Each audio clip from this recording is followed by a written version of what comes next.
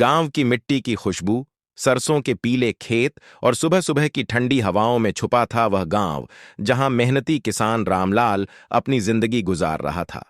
रामलाल एक साधारण किसान था जिसकी दुनिया बस उसका खेत, उसकी बैलगाड़ी और उसका परिवार था।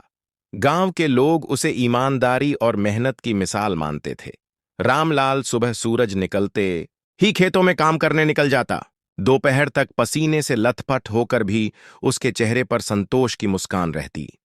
उसकी पत्नी गौरी और दो बच्चे, मोहन और राधा, उसकी दुनिया का सहारा थे। उनका घर कच्चा था लेकिन उसमें प्रेम और विश्वास की नींव पक्की थी।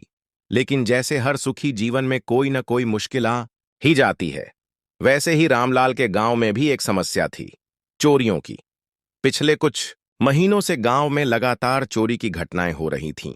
किसी का गेहूं गायब हो जाता, किसी के खेत से बैल खुल जाते, तो कभी किसी के घर से पैसा या अनाज उठ जाता। लोग परेशान थे लेकिन चोर पकड़ में नहीं आ रहा था।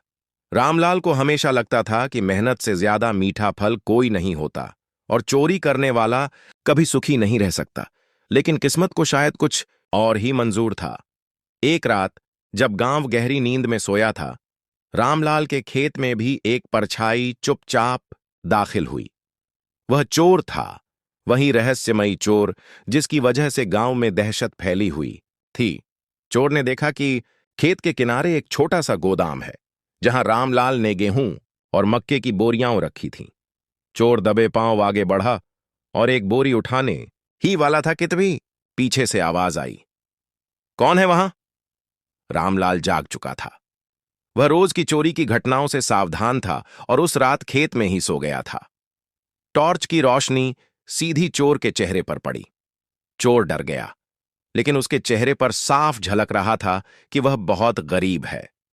मैले कुचैले कपड़े, भूख से पिचका पेट और आंखों में डर के साथ मजबूरी भी। रामलाल ने बोला, तू चोरी क्यों करता है बेटा? मेहनत कर, भगवान सबको देता है। चोर गुस्से में बोला, मेहनत? मेरे पास जमीन नहीं, काम नहीं, लोग नौकरी नहीं देते। भूख लगी हो तो पेट मेहनत से नहीं भरता किसान। रामलाल चुप हो गया। वह समझ गया कि यह चोर लालच से नहीं बल्कि मजबूरी से चोरी कर रहा है। रामलाल ने बोरी नीचे रखवाई और कहा, अगर सचमुच पेट की भूख से मजबूर है तो मेरे साथ चल। मैं तुझे चोरी नहीं करने दूंगा, लेकिन भूखा भी नहीं रहने दूंगा। चोर को यकीन नहीं हुआ। उसने सोचा कहीं यह जाल तो नहीं, लेकिन रामलाल की आंखों की सच्चाई देखकर वह उसके साथ चल पड़ा। रामलाल उसे अपने घर ले आया। उसकी पत्नी और बच्चे पहले तो डर गए, लेकिन रामलाल ने समझाया कि ये आदमी पेट की भूख से मजबूर है। गौरी ने तुरंत रोटियां सेंकी और सब्जी परोसी। चोर इतने दिन से भूखा था कि उसने बिना सोचे समझे खाना खा लिया। उसकी आंखों से आंसू गिर पड़े। उसने सोचा, जिस किसान को मैं लूटने आया था वही मुझे खिला रहा है। रामलाल ने अगले दिन चोर को खेत में अपने साथ काम करने को कहा। चोर का नाम था रघु। रघु ने पहले झिझकते हुए काम शुरू किया, लेकिन धीरे धीरे मेहनत करने लगा। रामलाल ने उसे सिखाया, जमीन से जुड़ जाओ बेटा, ये मिट्टी भूखे पेट को भी भर देती है। रघु धीरे धीरे बदलने लगा। पहले जो हाथ चोरी में उठते थे, अब हल चलाने में उठने लगे।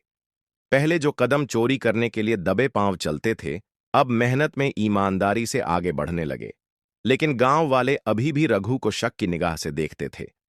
एक दिन गांव के सरपंच ने कहा, रामलाल, तुमने जिस चोर को पनाह दी है वही कल को तुम्हें धोखा देगा। रामलाल ने जवाब दिया, अगर मैं उस पर भरोसा नहीं करूंगा तो वह कैसे सुधरेगा? इंसान को मौका चाहिए, सजा नहीं। गांव वाले मानने को तैयार नहीं थे, लेकिन रामलाल ने रघु का साथ नहीं छोड़ा। दिन बीतते गए, रघु मेहनत करता रहा। धीरे धीरे उसने इतना भरोसा जीता कि गांव वाले भी उसे काम देने लगे। उसकी जिंदगी बदलने लगी। लेकिन असली परीक्षा तब आई जब गांव में फिर से चोरी हुई। इस बार किसी के घर से पैसा गायब हुआ। सीधा शक रघु पर गया। गांव वाले भीड़ लेकर रामलाल के घर पहुंचे। तुम्हारा चोर फिर चोरी कर गया। रघु हैरान था। उसने कसम खाई, मैंने कुछ नहीं किया। गांव वाले मानने को तैयार नहीं थे। सब उसे पीटने ही वाले थे कि रामलाल आगे आया और बोला, अगर इसने चोरी की है तो सबूत दिखाओ। बिना सबूत के किसी को दोषी ठहराना सबसे बड़ा पाप है। गांव वालों ने घर की तलाशी ली, लेकिन कुछ नहीं मिला। असली चोर कोई और निकला, सरपंच का नौकर। गांव वाले शर्मिंदा हो गए।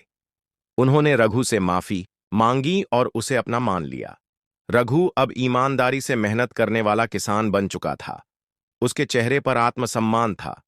वह हर किसी को कहता, चोरी से कभी सुख नहीं मिलता। इंसान को मौका और विश्वास चाहिए, तभी वह बदल सकता है। रामलाल गर्व से मुस्कुराता था। उसने सिर्फ एक इंसान को नहीं बदला था, बल्कि पूरे गांव को यह सिखा दिया था कि दया और विश्वास सबसे बड़ी ताकत है। गांव में अब चोरी नहीं होती थी, और रघु की कहानी गांव-गांव में मिसाल बन गई थी। शिक्षा। भूख इंसान को मजबूर कर सकती है, लेकिन विश्वास और दया उसे इंसानियत की राह पर ला सकती है।